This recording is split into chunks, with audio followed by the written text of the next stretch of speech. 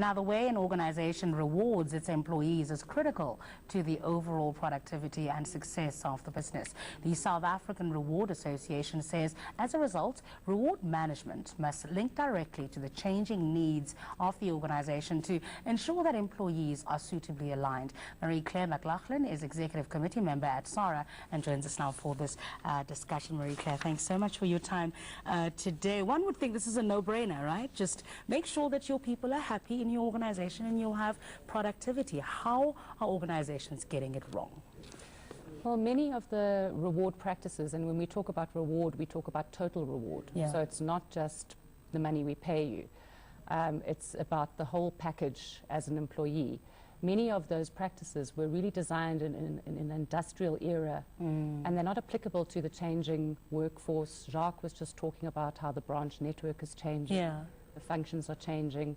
So how do we ensure that we are equipping our staff and putting them in the correct frame of mind through our total rewards practices to deliver according to what the business needs are? Yeah, it sounds like one would need to reimagine human resources, for example, because the way things happen now is it feels like it's a clock in, clock out situation and will reward you for the time you've spent eyeballing your desk, for example.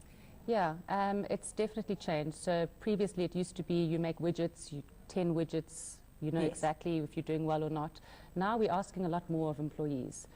We want them to be able to think on the spot, to problem solve, to innovate, to engage with customers.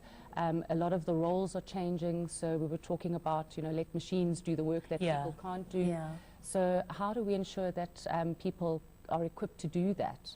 And we can use things like our reward practices, our recognition practices to help drive employees in that direction. So how is this changing? What are some of the new trends in reward management then? At the moment, there's a huge trend globally around performance management.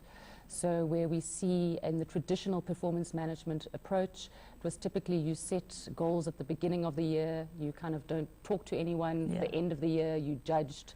And go tick a box. Tick a box, and often you are being judged on goals that change throughout the year, but it doesn't matter, this is what we said we're going to judge you on, so we are. Whereas now we're looking at, it's much shorter goal setting cycles, so quarterly, it could be monthly. For some teams it might be relevant to do weekly or daily goal setting, and then it's about a coaching relationship with managers to help the employee move from where they are to actually achieve the results. And how much should employees be part of developing this? Well, and that's another fundamental shift. So historically it's been very top down. Now with talent, very much like in the consumer world where the power has shifted to consumers, the power has actually shifted to employees. And it's up to employees to own their careers, to own their future, to own their own development and their performance and their engagement.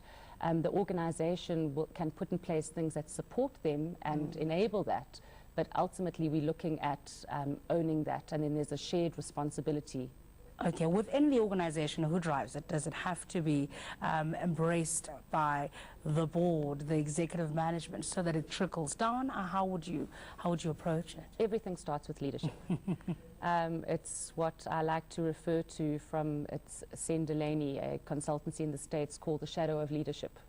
And the higher up you are, the further your shadow falls. Yeah. And so if leaders are not living according to this new way, it's very unlikely that the change is going to happen lower down in the organization. All right. So they have to have that buy-in from the top. We'll leave it there. Thanks for your time. Today, Claire Mclachlan is Executive Committee member at the South African Reward Association. Our